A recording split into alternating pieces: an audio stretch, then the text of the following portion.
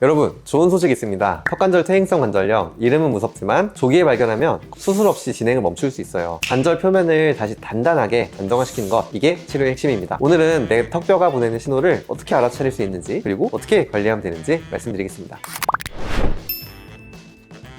안녕하세요. 턱하면 남민이지 치과의사 남민입니다. 혹시 어느 날 갑자기 국수나 냉면을 드시는데 앞니로 면이 잘 안 끊어지시는 경험 해보신 분 있으세요? 아니면 거울을 보면서 양치하는데 아래 턱이 예전과 다르게 이렇게 한쪽으로 이렇게 틀어진 것 같은 느낌이 드신다든가 이런 경우 있으신가요? 많은 분들이 나이 들어서 그런가 보다 하고 가볍게 넘기시는데요, 이건 단순한 노화가 아닐 수 있어요. 턱관절 뼈 표면이 조금씩 약해지고 짧아지는 변화, 즉 턱관절 퇴행성 관절염의 신호일 수 있거든요. 오늘은 조금 걱정스러우실 수 있는 주제지만 꼭 아셨으면 해서 준비했습니다. 조기에 발견하면 거의 대부분의 경우 수술 없이 관리할 수 있으니까요. 내 턱뼈가 보내는 신호들, 셀프 체크 방법, 그리고 어떻게 관리하면 되는지 차근차근 말씀드리겠습니다. 자, 첫 번째 신호부터 말씀드릴게요. 앞니가 잘 안 맞거나 뒤쪽 어금니만 이렇게 닿는 분들, 아래 턱이 틀어진 것 같은 분들, 원래는 밑니가 아랫니를 이렇게 살짝 덮어야 돼요. 근데 어느 순간부터 밑니 아랫니 사이가 이렇게 벌어져 있고 그래서 혀가 좀 보이고 그럴 정도가 되면 뒤쪽 어금니만 세게 닿는 느낌이 드는 상태가 된 거예요. 환자분들께서는 이제 치아가 움직였다고 생각해서 교정치과를 먼저 찾으시는데요, 원인은 엉뚱하게도 귀 바로 앞에 있는 여기 턱관절에 있는 경우가 많습니다. 턱뼈의 머리 부분, 과두라고 하는데요, 뼈대를 받쳐주는 기둥 같은 존재예요. 그런데 턱관절에 부담이 지속되어서 턱관절의 퇴행성 관절염이 진행되어 버리면 단단해야 될 뼈 표면이 거칠거칠해지고 길이가 점점점 짧아져요. 턱뼈가 짧아지면 아래 턱 전체가 뒤로 밀리게 되는 거예요. 턱이 뒤로 밀리니까 자연스럽게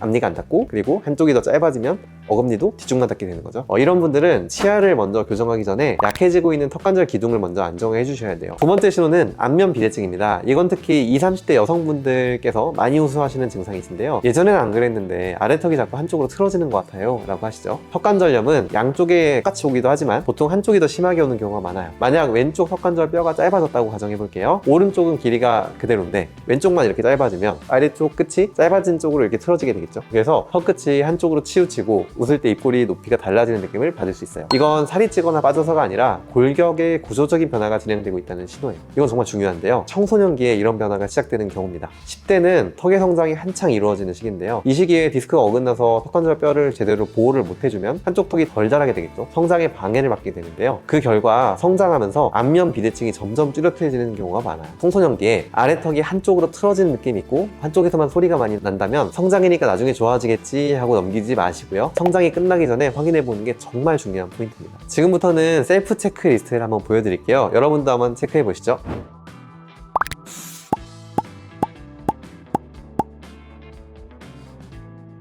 여기 6개 중에 2개 이상이 해당되시면 턱관절의 구조적인 변화가 시작되고 있을 가능성이 높아요. 물론 이건 참고용이고 정확한 진단은 3차원 CBCT 등 정밀 검사를 통해 확인하셔야 됩니다. 일반 엑스레이로는 사실 이 턱 관절면에 미세한 변화를 다 볼 수는 없거든요. 먼저 이렇게 퇴행성 관절염으로 뼈가 닳았으면 이게 다시 자랄 수가 있나요? 제가 진료실에서 가장 많이 받는 질문인데요, 결론부터 말씀드리면 한 번 짧아진 뼈가 원래 길이대로 쑥쑥 올라오지 못해요. 하지만 더 이상 진행되지 않도록 멈출 수가 있고요, 이제 턱관절은 적응력이 아주 좋은 관절이기 때문에 거칠어지고 약해진 관절 표면을 다시 단단하게 만들 수가 있고 더 이상 닳지 않게 튼튼하게 재기능을 하도록 할 수가 있고요. 이걸 저희가 안정화라고 합니다. 관절 표면이 다시 단단해지도록 안정화시키는 것, 이게 턱관절 퇴행성 관절염 치료의 핵심입니다. 조기에 발견해서 관리하면 거의 대부분의 경우 수술 없이 안정화될 수 있고요, 치료 시기가 늦어질수록 필요한 진료 범위가 점점 넓어질 수 있기 때문에 빠르게 오셔가지고 진료하는 타이밍이 중요합니다. 그렇다면 어떻게 관리해야 될까요? 이제 단순히 진통제만 드시는 걸로는 충분하지 않아요. 가장 먼저 지금 뼈가 활발하게 변하고 있는 활성기인지 아니면 멈춰지고 있는 안정기인지를 파악하는 게 중요합니다. 3차원 CBCT를 통해서 뼈 표면의 변화를 객관적인 데이터로 확인해야 돼요. 활성기와 안정기는 치료 전략이 완전히 다르거든요. 이 판단이 제대로 안 되면 치료 방향 자체가 어긋날 수 있어요. 자, 그리고 활성기라면 약물 치료와 물리 치료로 불편감을 가라앉히는 건 너무 당연하고 스플린트와 같은 장치 치료를 병행하기도 하고요. 스플린트는 턱관절 공간을 확보를 해주는 거예요. 뼈끼리 눌리는 압력을 줄여주고요, 관절 표면이 다시 단단해지려면 쉴 수 있는 시간과 환경을 만들어줘야 되거든요. 여기에 더해서 이제 회복을 좀 촉진하기 위해서 프롤로 주사를 활용하기도 하고요. 프롤로 주사는 관절 주변 조직을 재생을 유도하는 치료예요. 그래서 스플린트와 함께 사용하시면 관절 표면의 안정화를 더 효과적으로 도울 수가 있어요. 그래서 안정기에 접어들면 이제 스플린트를 유지하면서 이제 점점점 줄여가고 이제 습관 관리로 전환을 해 나가고요. 낮 시간에 이악 물기, 그리고 양쪽에 균등하게 씻기, 이런 것들을 좀 많이 말씀을 드리고 있습니다. 이제 관절 표면만 안정화됐다고 끝이 아닌 경우가 좀 있죠. 턱관절 위치가 편안하게 안정이 됐는데 결과적으로 이제 치아의 맞물림이 달라지신 분들 있어요. 이제 이런 분들은 부드럽게 조정을 하기 시작하고요. 뭐 너무 이 범위가 크다, 뭐 다듬는 것만으로 안 된다, 그런 경우에는 이제 교정, 고철과 연계해서 예전처럼 편안하게 씹는 일상을 되찾아드리는 것까지가 치료의 완성이라고 생각하고, 이 세 단계를 이제 환자분들께 맞춰서 적절히 조합을 하면 뭐 짧게는 6개월,